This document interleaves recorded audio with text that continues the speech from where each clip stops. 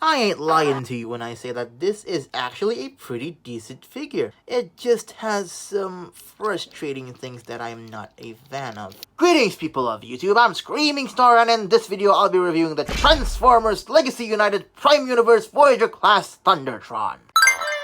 So you may be wondering to yourself, wait a minute, I've seen Transformers Prime, but I don't know who this guy is. Has my whole life been a lie? Calm your ass down. Thundertron, along with a group of space pirates known as the Star Seekers, were characters that were planned to appear in the third season of the Transformers Prime TV show, yet due to various reasons they were substituted with the Predacons instead. This dude, however, still made his way to some of the aligned continuity novels, and was apparently a merciless villain.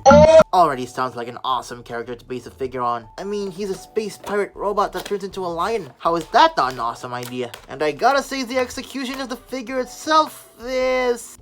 well, he looks really cool, I'll give him that. But I'll talk about my issues later. Certainly after I talk about his one accessory. That being this very cool looking swashbuckling sword. Sculpting is real nice, but the paint... what paint? Looks cool in his hands, or if you don't like how that looks, simply store it on his skirt. But there's actually a secret accessory. This dude being a pirate wouldn't be complete without a peg leg. This is a feature that's carried over from the original TF Prime toy, and it is definitely how I'll display him. Doesn't really hinder his stability in any kind of way, I love that. The severed foot, meanwhile, my goodness Hasbro, this is for kids, can be pegged into his sword to form a sort of upgraded hilt. Lovely. Other than the unpainted sword, I cannot complain about his accessories at all. I also can't complain about how he looks either, because man do I love this design. The figure has a very toyetic look and feel to it that really appeals to me. The lion head chest adds to the sense of menace. Head sculpt looks good, gives me Alpha Trion vibes, but it is very limited and okay, I'll cover that later. I really like how clean this design is for the most part. Even the back looks neat. Colors are nice too. Again, very toyetic and very appealing. My only gripe with this design is the lack of claws in his shoulder pads, but that's more of a personal preference thing as opposed to an actual complaint. Neither can I complain about his solidity, but what I can complain about... this design is so clunky to the point where his articulation is extremely compromised. Being a sword-wielding character, you'd expect him to be dynamic in how he poses, but everything gets in the way of what you're trying to do, and it's not the most fun experience for me. I'll just show you his articulation right away, and you'll see what I mean. This figure is so frustrating. You know, this video was originally going to be a lot more positive, until I realized that this thing kind of sucks at posing.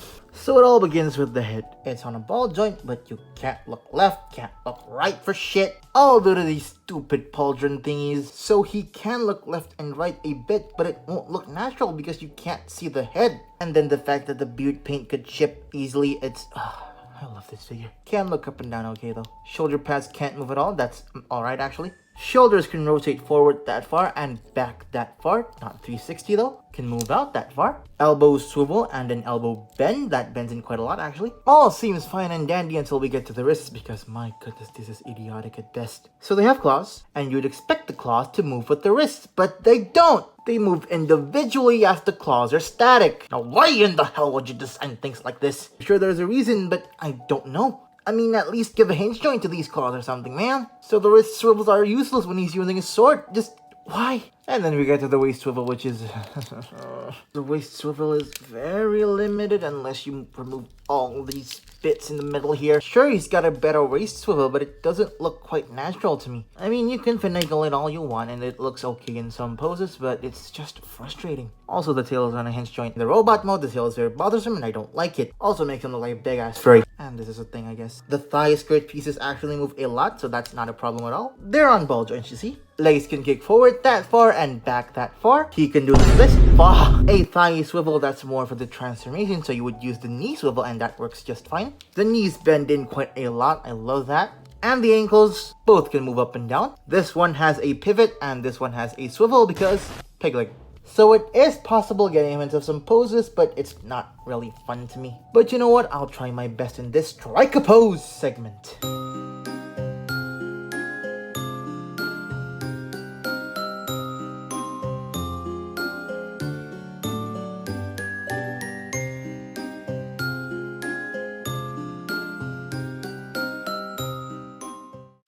Yeah, this isn't the most posable thing ever, but still kinda cool. And he's pretty big too for a Voyager. In other words, size comparisons.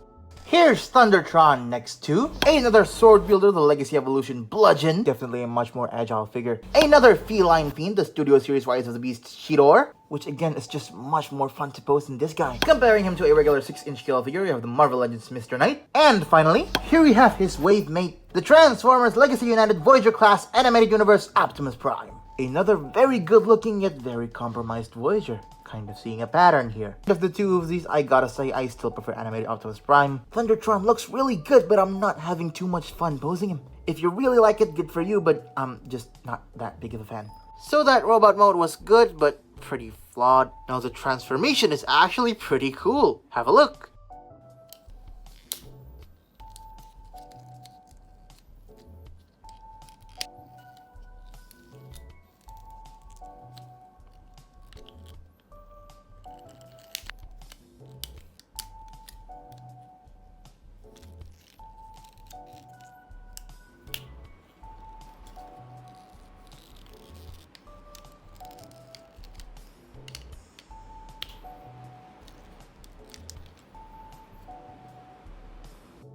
This is a cool ass lion mode. All that toyetic appeal is still present and shines brighter than ever in this mode. He really looks like a Zoid or something. And this head sculpt actually looks fierce. Take that, Lio Convoy. I genuinely quite like how this thing looks. Weapon storage is, well, that. But I'd say just keep that and go full on Voltron energy by putting the sword in his mouth. That looks very cool to me.